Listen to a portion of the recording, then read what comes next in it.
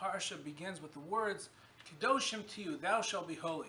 Indeed, we are challenged and given a mandate by God Himself to be a holy people. But then the question is, what does it mean to be holy?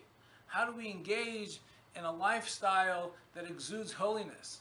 Many times we associate that with abstaining from worldly pleasures, from abstaining from all the materialistic bounty that God placed in our lives. Does holiness mean that we're supposed to be in a cave somewhere and detached from this world? What we see from this parsha is completely the opposite. Holiness does not mean to abstain and reject the materialistic blessings in this world. Rather, it means to use them and inject them and infuse them with purpose and meaning, with holiness. And one great example, which is found in the beginning of this week's parsha, is the concept of Shabbos. Shabbos is when we take the material world around us and we infuse it with meaning and with holiness. One great example on the Shabbos is the Kiddush Friday night.